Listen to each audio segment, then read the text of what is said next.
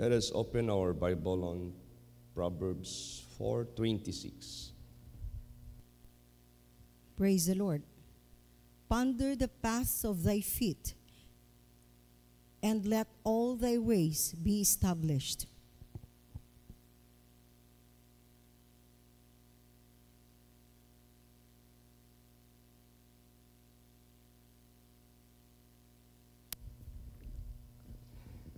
Yes, napakahalaga po nito.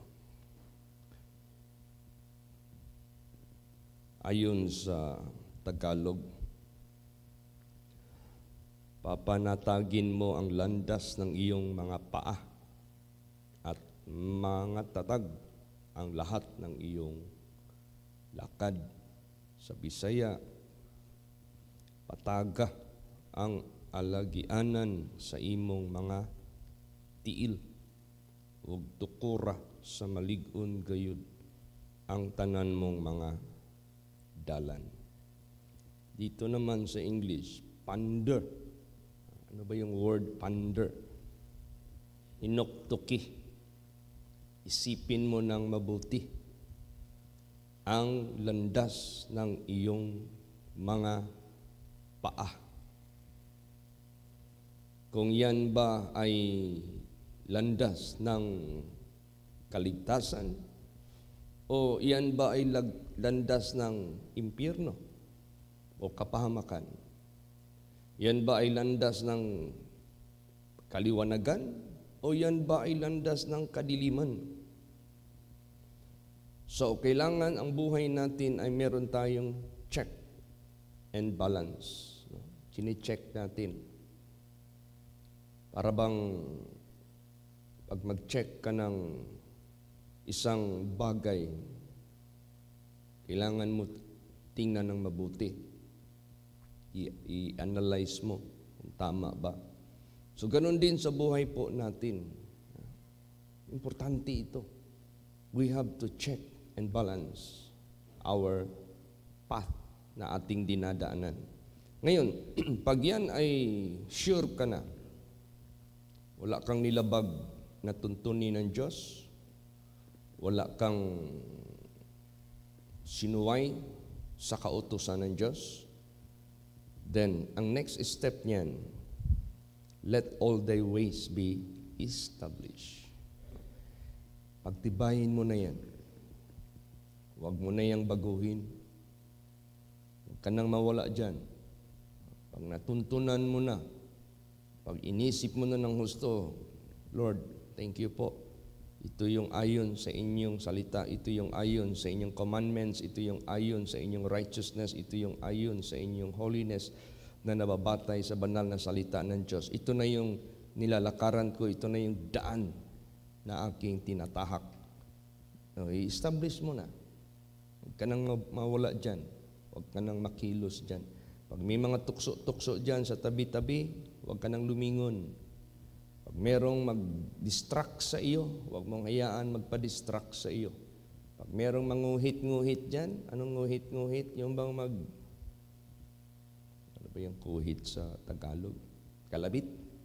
Kalabitin ka para mawala ka sa path ng Panginoon, huwag mong pansinin. Establish mo yung iyong daan na tinatahak. Ganun ang ating buhay. Praise the Lord!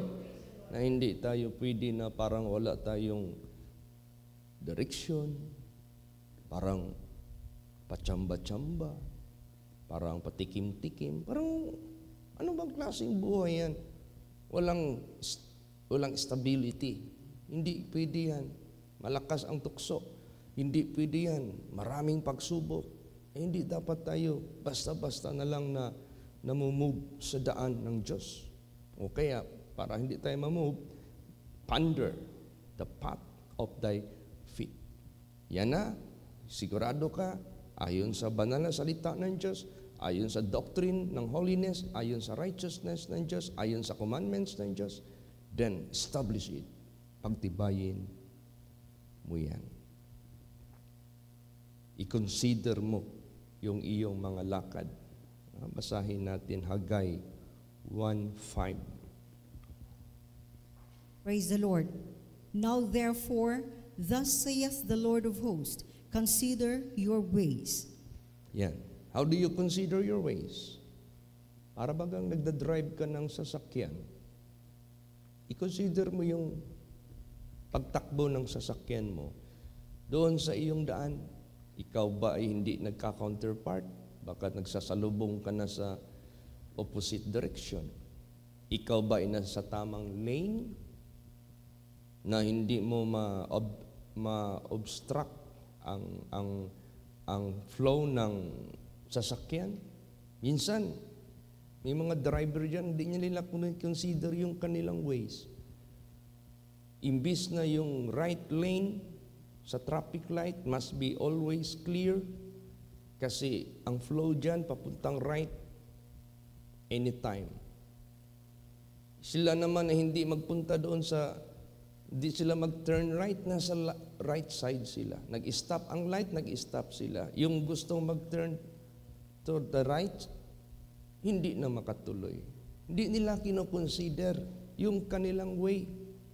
Kaya ganoon din sa buhay natin, i-consider natin itong ways natin kung ito ba ay nararapat sa paningin ng Diyos.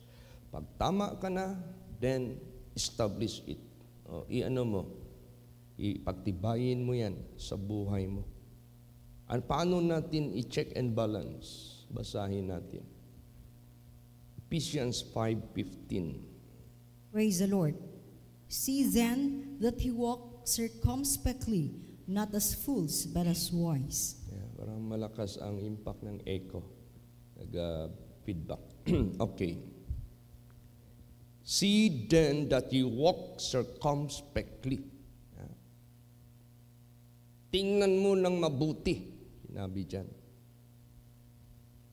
na lumalakad ka, na merong patutunguhan, kasiguraduhan, hindi katulad sa mga mangmang. Alam mo yung mga fools, mga insanes, mga buang, o mga loko-loko, yung nasiraan na ng bait. Walang direksyon yan. Kahapon, natakot ako kahapon kasi nung galing ako doon sa Mintal, pauwi na ako dito, may lalaking hubad. Hubad, pero hindi naman naked. Hubad lang dito sa upper. Tapos, napansin ko, buang. Kasi nasa gitna siya ng karsada. Nagtatapon kung anong napupulot. Doon mismo sa gitna ng karsada. Siyempre, ang kami na mga matatawag natin na passers-by na may dalang sasakyan, baka matamaan yung glass, basag yan. Kung bato ang binabato. Tapos, walang paki. Umiikot-ikot doon sa karsada na yung kamay niya nakadukpa pa. Paikot-ikot, magpulot ng tinatakas. Grabe, sabi ko, ano kayang tripping nito? Ano kayang imagination ng taong ito? Bakit ganito ka-wild? Buti na lang, ang lahat ng mga sasakyan nakalampas na wala namang damage. Pero walang direksyon. Huwag tayong ganun. Na paggising pa mo lang ng umaga, wala ka ng direksyon. Bakit wala kang direksyon? Yung isip mo hindi naka-stay sa Diyos. Pag tanghali, wala ka pa rin direksyon. Wala kang katinoan sa isip mo kung saan-saan lumilipad. Hindi pwede yun. So, sa buhay natin, walk circumspectly. Not as fools, but as wise. Alam natin ang ating iniisip, alam natin ang ating ginagawa, na ito ay tama sa paningin ng Diyos. Yun ang gusto ng Diyos sa buhay po natin. Paano? Saan natin itutuon ang ating daan? Basahin natin. 1 Thessalonians 3:13. Praise the Lord.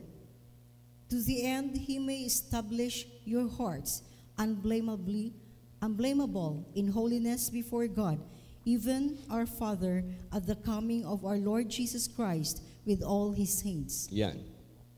Okay, nasa tamang direksyon ka na, nasa tamang daan ka na, nasa tamang pag-iisip ka na, nasa tamang gawain ka na. Kailangan unto the end, ma-establish yung puso mo. Kailangan makarating ka sa finishing line. Kailangan maka-endure ka hanggang katapusan na unblameable ka in holiness. Anong unblameable? Hindi ka magkakasala sa kabanalan ng Diyos. Hindi ka madungisan sa kabanalan ng Diyos. Hindi ka masisisi na ikaw ay nagkamali sa kabanalan ng Diyos. Unto the end. So, ganun. Minsan, kailan ba yun nag-drive ko? Nag-drive ako. Talagang naabutan ako ng antok. Ay, tama. Nagbiyahe kami ng Mati, papuntang Magsayap. Kaya ako lang nag-drive, wala akong kasamang driver. Dalawa lang kami ni Brother Andy. Talagang medyo naramdaman ko yung antok sa pagdadrive. So, dumaan kami ng ng pagkainan para ma-awake ka. Pagbalik naman din namin, ganun din. Siyempre, maaga kami naggising sa Magsayap Alas 4, gising na kami para mag-devotional. Magbiyahe kami papuntang Taganaga, mag-devotional kami. Nagtaka nga si Nado na dumaan kami doon early masyado. Sige, dahil yun ang aming schedule mag-devotional, ako ang mag-handle dito sa Taganaga. So maaga kang nagising, marami kang activities. Siyempre, meron tayong battery sa brain, meron tayong battery sa ating katawan. Minsan, naglulubat ka na. Pauwi na kami. Nantok na naman ako. Sabi ko, hindi ito pwede na in the long travel na hindi ko ito i-overcome. Pagdating namin ng Pantukan, dumaan muna ako ng mall. Mabuti meron doong Save More sa Pantukan. Mabuti may kape doon. Praise the Lord.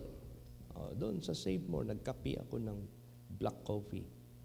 Tapos nagkape, hanap ng comfort room. Ayan.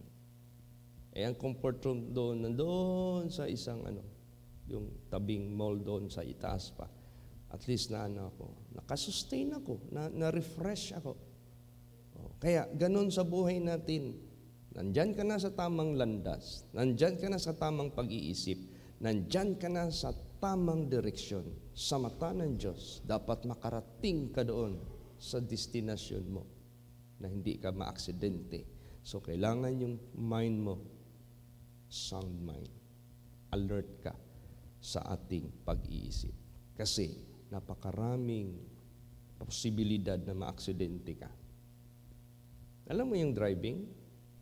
Kunting lingon ka lang, pagbalik mo, iba na yung direksyon ng sasakyan mo.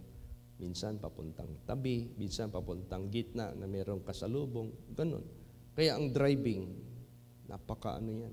Minsan makikita ko yung dyan na hindi lang ang sasakyan ang dapat kondisyon, pati ang driver. Do not drive if you drunk. Ibig sabihin, huwag kang mag-drive pag ikaw lasing. O do not drive if you are not in your good condition. Kasi yan ang maraming dahilan maaksidente. Kita na kayo ng sasakyan na dinadaro yung mga tabing daan ng mga bahay. Yan. Kita na kayo ng magsalubong sasakyan dyan sa daan. Minsan, mga lasing yan Ganun. Ano pa kaya sa journey ng ating spiritual? Ano pa kaya sa journey ng ating eternal direction? Ay, ingatan natin ito na hindi tayo maaksidente. Kailangan lahat ng mga possibilities na kakasama ng ating kaluluwa. Iwasan natin lahat yan. Praise the Lord. Basahin yan. 2 Thessalonians 3 verse 3. Praise the Lord. But the Lord is faithful, who shall establish you and keep you from evil. Yan. The Lord is faithful who shall establish you and keep you from evil. Establish, matatag, matibay. Ingatan kayo sa lahat ng mga ikakasama mo. Yan. Kaya ganun ka-importante yung pag-meditate ng ating gawa, pag-meditate ng ating kilos, mag-meditate ng ating iniisip na ito ba ay karapat-dapat. Then kung nasa magandang direksyon ka na, tamang daan ka na, establish na makarating ka hanggang katapusan. Praise the Lord. Then faithful ang Diyos na mag-ingat sa atin sa anumang mga kasamaan. Actually, madali man lang ang buhay natin sa mundo. Tapusin natin ito. Huwag naman tayong mag-suicide, baka sabihin mo. Parang meaningful yung sabi ni Pastor, baka tapusin niya na yung buhay niya, mag-suicide. Hindi ganon. Kahit ano pang gawin ng tao, naikli lang talaga ang buhay. Kaya nga ang Bible, pag magtiis tayo for Christ, for a while. Bakit? Saglit lang. Basahin natin. 1 Peter 5:10. Praise the Lord. But the God of all grace, who hath called us unto his eternal glory by Christ Jesus, after that ye have suffered a while, make you perfect, establish, strengthen, settle you. Yeah. Ye have suffered a while. Di ba pag meron kang tinatawagan, tapos sabihin niya, just for a while. Ibig sabihin niyan, sandali lang. So sandali lang yung suffering natin para hindi tayo bibigay sa paggawa ng kabutihan at hindi tayo mag-give in sa temptasyon. Yung ating pagsasuffer in the flesh, para hindi tayo magkakasala. Sandali lang yan. For a while lang yan kung ating isa-sum up sa buong buhay natin na ma-spend natin sa sanglibutang ito. For a while, make you perfect, establish, strengthen, settle you. Itong mga words na ito yung katatagan, ito yung tibay, ito yung hindi nakikilos na pamumuhay sa Panginoon na lumalakad tayo sa tamang daan, tamang direksyon. Perfect, establish, strengthen, settle you. Praise the Lord. Ganun ang kondisyon or status ng ating spirituality. Strengthen, settled, established, perfect. Ganun. Kaya napaka-maganda yung ating isip, yung ating thoughts. Kailangan hindi tayo mawala sa ways ng Diyos. Lagi tayong nasa tamang landas. Basa. Psalms 119 verse 59. Praise the Lord. I thought on my ways and turned my feet unto thy testimonies. Yan, I thought on my ways and turned my feet unto thy testimonies. Iniisip ko ang aking nilalakaran na daan at hinahatid ko ang aking mga paa sa inyong mga patutuo. Banal na salita ng Diyos. These are the testimonies of the Lord. Doon mo ihatid, doon mo itukma sa kabanalan, sa katuwiran, sa takot sa Diyos, sa kautusan ng Diyos. Lahat, doon mo ihatid yung paa mo. Lagi. So, ngayon, kung ikaw ay na-rebuke, ikaw ay na-discover na nagkamali o kaya nagkasala, ano ang matatawag nating solusyon para hindi ka madatnan sa kamatayan at saka ikapahamak mo? O kailangan magsisi ka kaagad. Huwag mo nang patagalin. Baka matsambahan ka dyan sa labas.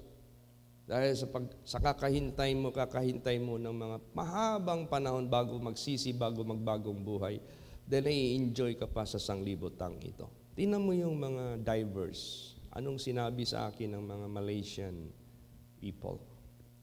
You know, sir, in this resort, Sipadan, Sipadan Island, maraming mga turista dito na hindi na nakaahon na buhay. Bakit? Sa sobrang ganda doon sa ilalim na makikita nila ng mga tanawin, nakalimutan na nila magtingin sa relo na limited lang yung oxygen na sinisinghot nila doon para lang makahinga. Dahil nalimutan nila, naputol yung oxygen, nasakal sila, hindi na makahinga. Ang lalim yun. Hindi pa lang sila nakarating doon sa surface, patay na sila. Bakit? Sa sobrang naaliw sila. Kaya ganun, yung mga gumagawa ng kasalanan, ayaw ka agad magsisi. Mahirap yun. Naaliw ka na sa kalmunduhan, kalayawan, kasalanan. Baka maya-maya hindi mo mapansin. Hindi ka na makasisi, mamatay ka na. Kaya ano ang pinaka-the best way para hindi ka mapahamak? Basa, Ezekiel 18:28. Praise the Lord. Because he considereth and turneth away from all his transgressions that he hath committed, he shall surely live, he shall not die. Yan. Dahil, because he considereth and turneth away from all his transgressions that he hath committed, he shall surely live, and he shall not die. O di, ibig sabihin yan, dahil magawa mo pa, tumalikod sa lahat ng kasamaan mo na iyong nagawa, mapatawad ka, huwag mo nang balikan, hindi ka na mamamatay. Ang kaluluwa mo, hindi ka na mapahamak, maliligtas ka. Then establish sa ganong klaseng status. Praise the Lord. I-establish. Alam mo yung estudyante, bakit nagsisikap? Mag-aral, makinig. Gusto nilang pasayahin yung maestra nila o maestro nila. Bakit gusto mong pasayahin yung maestro at saka maestra mo? Paano mo mapasaya yung maestra mo, maestro mo? Maaga kang magpunta sa school. Masaya sila. Ano pa? Pag magle-lesson, huwag kang mag-ingay. Tumingin ka sa kanya at makinig ka. Tapos ipakita mo yung mukha mo na gumaganon-ganon. Masaya yung maestra, sabi nakikinig ito. Pag quiz, i-perfect mo, masaya yung maestra mo. So yung mga estudyante na pinapasaya yung maestro, bright yun. Bakit? May matatanggap sila ng magandang grado. Yung mga bata na may pangangailangan sa mga magulang, may mga batang wise ba? Ginalingaw ang ginikanan, ginapalipay, kasi meron siyang intention na mamaya maghingi ako ng extra na baon. Hindi makatanggi yung mga magulang kasi napasaya mo sila. Ganon din sa Diyos. Meron tayong intention na mapasaya natin ang Diyos. Kasi alam natin, pag siya ang napasaya natin, wala tayong hingiin na tatanggihan niya. Pag napasaya natin ang Panginoon, there must be something tatanggapin natin na kabutihan mula sa Diyos. Kaya, anong sinabi dyan? Basa, Psalms 37:23. Praise the Lord. The steps of a good man are ordered by the Lord, and he delighteth in his way. Yan. Ang mga yapak ng mabubuting tao ay ito, ay utos ng Panginoon. At siya'y nagagalak sa kanilang daan. O diba? Napiplease natin ang Diyos dahil we are good person. Dahil yung order ng Diyos ang ating pinapriority ibigay sa Kanya. Praise the Lord. I-grant natin. Gawin natin. Huwag tayong maglihis. Kaya maggawa ng ating sariling pamamaraan. Minsan, pag hindi mo naintindihan yung ginawa ng kapwa mo sa iyo, kung anong tulong, anong malaking bagay, minsan hindi mo ma-appreciate yung ginawa. Hindi ka man lang makapagsabi ng thank you. Hindi ka man lang makapagsabi na maraming salamat. Ganon din sa Panginoon. Minsan, parang pakiramdam natin na parang walang nagawa ang Diyos sa buhay ko. Parang walang impact yung ginawa niya sa buhay ko. No. Kaya kailangan nating isipin ng husto. Anong ginawa ni Kristo sa buhay mo? Ano ang pagliligtas niya na ginawa sa iyo na ayaw kanyang mapahamak? Anong status mo nung hindi ka pa niya niligtas? Ano ang kalagayan mo? Basahin natin yan. Psalms 40 verse 2. Praise the Lord. He brought me up also out of an horrible pit, out of the miry clay, and set my feet upon a rock, and established my goings. Yan. Tingnan mo. Yan ang nangyari sa buhay ng tao. Kinuha niya ako mula sa kilabot na ukay. Mula sa kumunoy. At itinatag niya ang aking mga paa sa ibabaw ng bato. At pinagtibay niya ang aking mga lakad. Ang laking bagay yan. Yan yung testimony ni Sister Susan kagabi. Nagkaroon ng snowstorm. Sa Canada, ang storm doon is snow. Sa Saudi Arabia, Dubai, ang storm doon, sandstorm. Sa Pilipinas, ang storm dito,